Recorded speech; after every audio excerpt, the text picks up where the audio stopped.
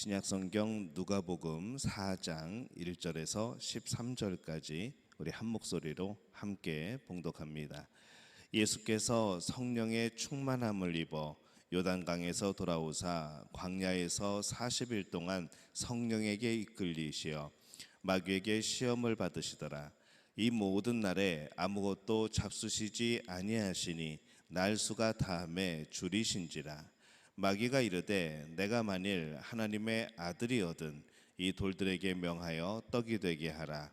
예수께서 대답하시되 기록된 바 사람이 떡으로만 살 것이 아니라 하였느니라. 또 마귀가 또 예수를 이끌고 올라가서 순식간에 천하만국을 보이며 이르되 이 모든 권위와 그 영광을 내가 내게 주리라. 이것은 내게 넘겨준 것이므로 내가 원하는 자에게 주노라. 그러므로 내가 만일 내게 절하면 다 내 것이 되리라. 예수께서 대답하여 이르시되 기록된 바 주 너희 하나님께 경배하고 다만 그를 섬기라 하였느니라. 또 이끌고 예루살렘으로 가서 성전 꼭대기에 세우고 이르되 내가 만일 하나님의 아들이거든 여기서 뛰어내리라. 기록되었을 때 하나님이 너를 위하여 그 사자들을 명하사 너를 지키게 하시리라 하였고 또한 그들이 손으로 너를 받들어 내 발이 돌에 부딪히지 않게 하시리라 하였느니라. 예수께서 대답하여 이르시되 주 너희 하나님을 시험하지 말라 하였느니라. 마귀가 모든 시험을 다 한 후에 얼마 동안 떠나니라. 아멘.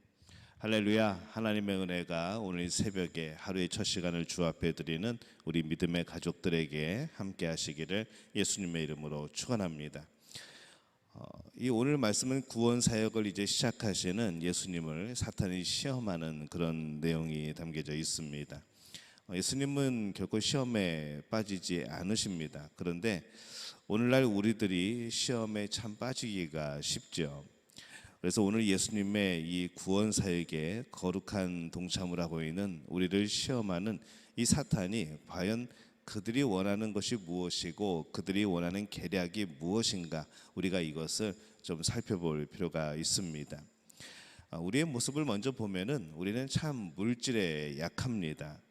우리가 부족하다고 생각되는 것에 대해서는 한없이 약해지죠. 이 사탄은 예수님께 돌을 떡으로 만들라고 유혹을 합니다. 이것은 이 물질적인 시험이죠. 참으로 이제 우리 어떻게 보면은 좀 식상한 그런 시험입니다. 근데 사람들이 가장 많이 넘어지는 또 그런 시험이기도 합니다. 배고프지 않을 때는 먹을 것이 하나도 시험이 되지가 않습니다. 근데 예수님은 지금 성령의 충만함을 입어 지금 광야에서 40일 동안 성령에게 이끌려 금식하시고 계셨던 겁니다. 그러다 보니까 시장하시죠. 몸이 많이 약해지셨고 이제 그런 가운데에 그 제일 약한 부분, 바로 사탄이 그것을 노리게 됩니다. 이 사탄은 때를 가장 잘 아는 그런 존재입니다. 가장 배고플 때, 가장 먹을 것이 필요할 때, 지금 그때를 파고드는 것이죠. 무엇인가 가장 필요하고 무엇인가 가장 절실하고 무엇인가 내게 결핍되어 있는 부분이 있게 되었을 때에 이 사탄은 그 부분에 대해서 때를 놓치지 않고 우리를 시험하고 또 죄로 유혹을 합니다.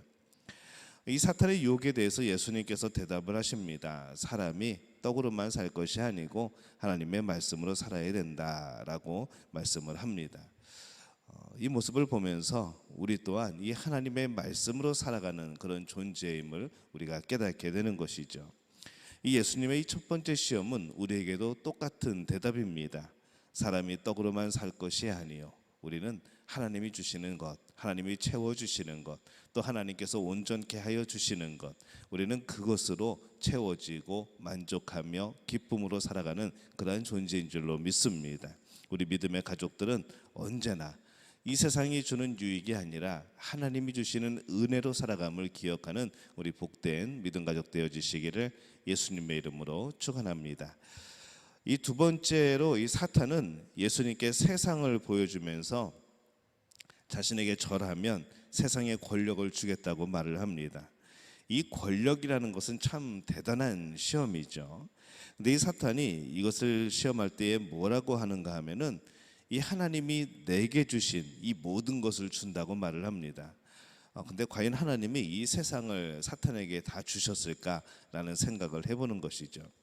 우리는 이 늘 어렸을 때부터 또 학교를 다니면서 배워왔던 그런 이분법적인 그런 세계관을 좀 벗어날 필요가 있습니다. 이 세상이 하나님과 마귀의 무슨 전쟁터인 것처럼 자꾸 우리는 그렇게 생각하게 되는 것이죠.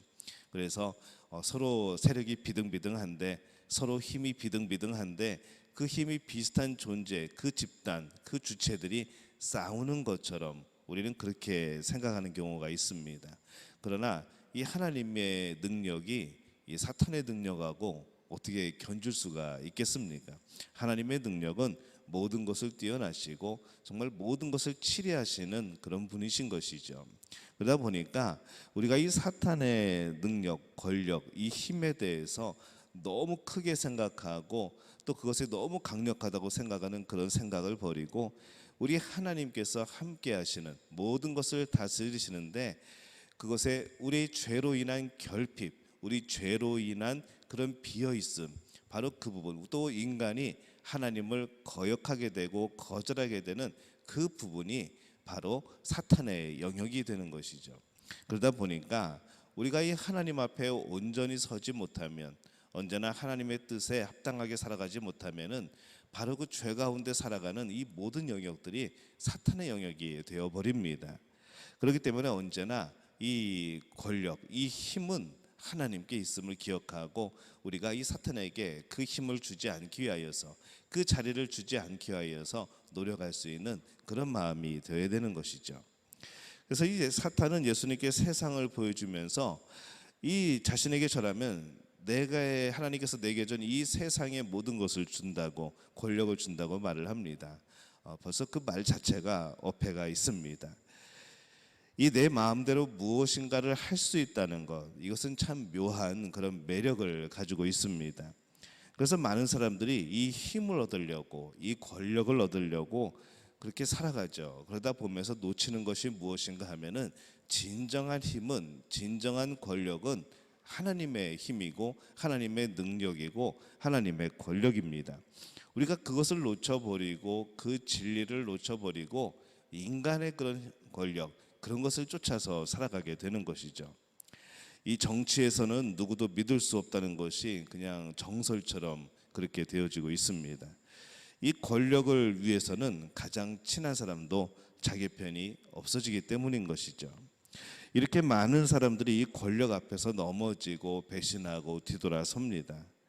이 사탄의 제안에 대해서 예수님은 주 너희 하나님께 경배하고 다만 그를 섬기라 라고 말씀을 합니다. 우리의 가장 큰 능력이 뭘까요? 우리에게 주신 가장 큰 능력, 하나님이 우리에게 주신 가장 큰 능력은 바로 하나님을 섬기는 겁니다. 하나님을 섬기는 능력, 하나님을 섬기는 힘, 그것이 우리에게 주신 가장 큰 힘이죠. 이 하나님은 세상의 주관자입니다. 다른 권력이라는 것은 이 아침의 이슬과도 같습니다. 그래서 이 세상의 진정한 권력은 하나님밖에 없는 것이죠.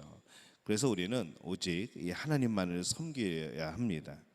우리가 하나님을 섬기게 될 때에 바로 그 하나님의 능력이 우리를 통해서 나타나게 되어집니다. 반면에 이 하나님을 벗어난 권력은 이 정말 죄악된 그런 권력이어서 심판의 대상이 되어지는 것이죠. 그래서 이 하나님을 벗어난 이 권력과 힘은 많이 가지면 가질수록 더 큰 죄로, 더 큰 유혹으로, 또 더 큰 심판의 자리로 나가게 되어 있습니다. 그런데도 많은 사람들이 그 권력을 위해서 진리를 놓치고 살아가는 것이죠. 우리 믿음의 가족들은 이 하나님 안에 있는 힘, 하나님의 안에 있는 능력, 그리고 권력을 가지고 살아가는 복된 분들이 되시기를 바랍니다. 하나님의 능력을 힘입어 살아가는 그런 삶이 되어주시기를 예수님의 이름으로 축원합니다.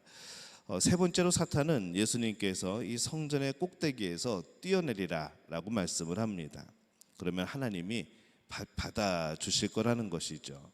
어떻게 보면 참 정말 그럴듯한 말이고 정말 그렇게 될 겁니다. 그런데 이것은 큰 의미에서 보면은 아주 큰 악이고 큰 유혹이죠. 믿음이 있다고 스스로 생각하는 사람들이 이 유혹에 많이 넘어갑니다. 내가 오래 신앙생활을 했다고, 내가 어떤 직분에 있다고 해서 우리는 이 유혹에 대해서 너무 무방비할 때가 있습니다. 우리의 자아가 이제 하나님의 앞에, 예수 그리스도 앞에, 그 십자가 앞에 굴복되었나 싶어지면은 그것이 아니라 더욱 공고하게 그렇게 우리의 잘못된 모습들이 세워지는 경우들이 더 많은 것이죠. 성전에서 뛰어내려서 하나님이 받아주시는 것은 그게 어떤 이득이 있고 어떤 유익이 있겠습니까? 아무런 의미가 없는 행동이죠. 근데 그것은 하나님이 자신을 그만큼 사랑하신다는 것을 과신하고 자랑하고 싶은 그런 마음을 유혹을 합니다.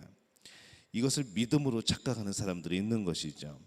하나님이 내가 나를 얼마나 사랑하시는데, 그 안에는 정말로 하나님이 나를 사랑하시는, 내가 부족함에도 하나님이 사랑하시는 바로 그 은혜의 감사함의 표현이 있는가 하면은, 내가 이러이러해서, 내가 이런 공로로, 내가 이런 일을 했기 때문에 하나님이 나를 얼마나 사랑하시는데 라고 하는 교만이 있을 수도 있는 것이죠. 근데 사람들은 이것을 믿음으로 착각을 합니다. 이 사탄의 유혹에 대해서 예수님이 대답을 하십니다. 주 너희 하나님을 시험하지 말라. 그건 믿음이 아니고 자기 과신으로 하나님을 시험하는 것이죠.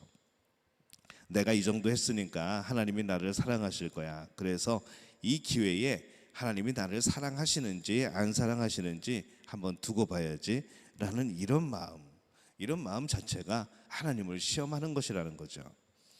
신앙생활을 하면서 이렇게 하는 사람들이 많습니다. 그러나 이것은 신앙적인 자존감이 없는 그런 모습입니다. 신앙적인 자존감이 없으니까 그런 내 안에 있는 구원의 확신, 하나님이 나를 사랑하신다는 그런 자존감, 이것이 없다 보니까 자기의 명예를 세우려고 엉뚱한 일들을 벌이는 것이죠. 하나님의 이름을 이용하여서 엉뚱한 일을 하는 사람들이 얼마나 많은지 모릅니다. 자기 이름의 명예를 위해서 어떠한 짓도 하는 이 엄청난 죄를 조심할 필요가 있습니다. 자기 자신을 너무 믿지 마시기 바랍니다. 내 자신이 나를 속일 때도 있는 것이죠. 우리가 얼마나 잘못을 범할 수 있을지를 늘 기억하고 늘 조심하며 살아가는 우리들이 되어야 될 줄로 믿습니다. 예수님을 유혹하는 이 사탄을 보면서 우리는 내 안에 있을 그러한 죄에 대해서 다시 한번 우리는 깨어있고 또 생각해 봐야 합니다. 그래서 어떻게든지 이 구원 사역을 방해하는 이 사탄의 시험, 사탄의 방해, 이것을 이겨낼 필요가 있는 것이죠. 우리 구원 사역을 안 되게 하기 위하여서 우리가 신앙으로 살아가는 그 모든 것들을 방해하고 죄로 유혹하고 있다는 것을 기억해야 합니다. 그 유혹에 넘어가서 이 구원의 사역을 방해하는 사람이 되지 말고 그 유혹을 이겨서 이 구원 사역의 아름다운 동참자가 되어지는 우리 믿음의 가족들이 되어지시기를 예수님의 이름으로 축원합니다.